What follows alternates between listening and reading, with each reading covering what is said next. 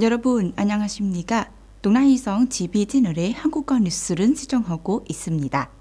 4월 21일에 란성에서 phạm minh chính 베트남 정부 총리가 BOT 형식으로 시행한 hữu nghị Chi Lăng 고속도로 프로젝트 개공식에 참석했습니다. 동부 남북 고속도로의 첫 번째 구간입니다.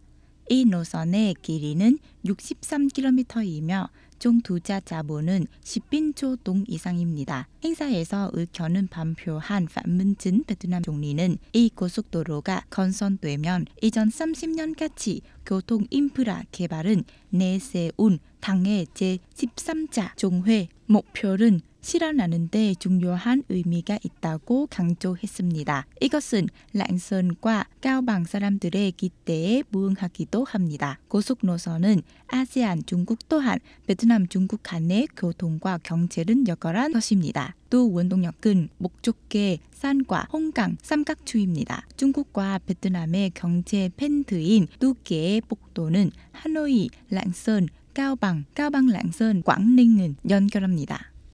손럽현 인민위원회는 2024년 인문기 신앙과 종교에 대한 국가 관리 업무와 2024년 이 문기 임무 방향에 대한 브리핑을 개최했습니다.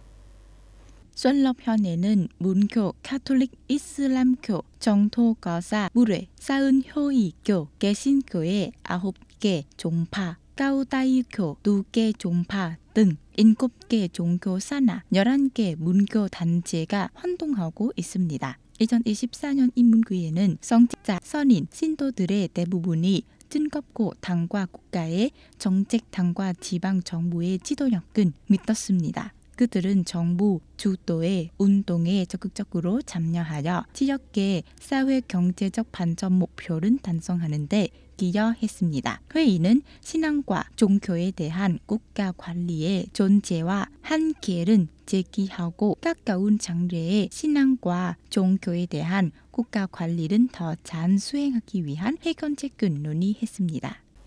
동아이 고무종공사의 한인 유한책임회사는 2024년에 노동자 운동회를 개최했습니다.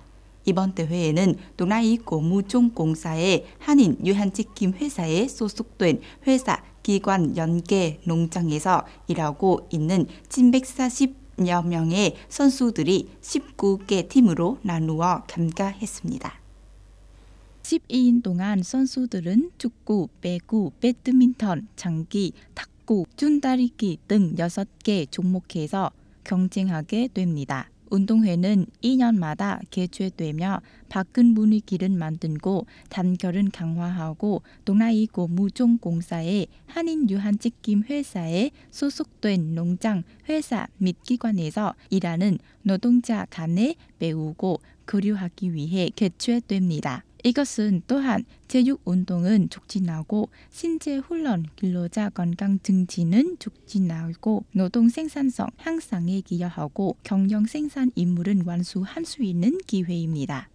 4월 22일에 유럽연합 EU 외무장관들은 룩셈부르크에서 우크라이나 반공 강화와 이란 제재 확대에 대해 회의를 가졌습니다.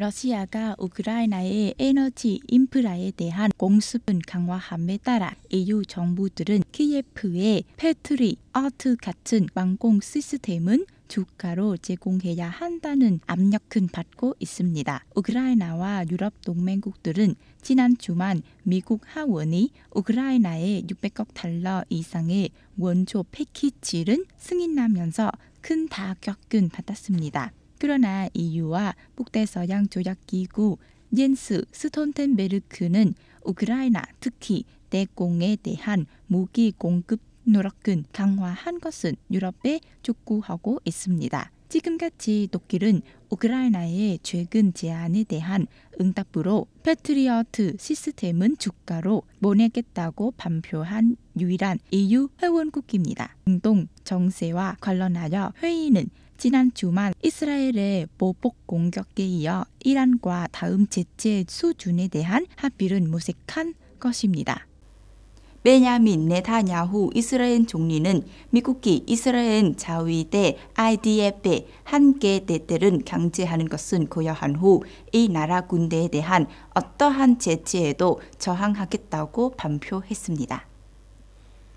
네타냐후 총리는 X 플랫폼 게시글에서 우리 병사들이 싸우고 있는 시점에서 제치를 가하려는 의도는 터무니없고 비도덕적입니다. 우리 정부는 어떻게든 제치에 반대한 것입니다. 라고 말했습니다. 미국 정부는 이전에 팔레스타인 확대 혐의로 기소된 IDF의 내자 예후다 대대를 처벌하는 것은 고려했습니다. 미국이 IDF 소속 무대의 제치를 고려하는 것은 이번이 처음입니다. 앤토니 블링컨 국무장관은 G7 외교 장관 회의와 별도로 IDF 소속 인부 무대가 원조를 받은 자격이 없는지에 대해 미 정부 특별위원회와 합의했다고 밝혔습니다. 그는 결정을 내리는 데는 시간이 필요하며 매우 신중하게 수행되어야 한다고 말했습니다. 신체 정보를 수집하고 분석해야 합니다. 하지만 며칠 내로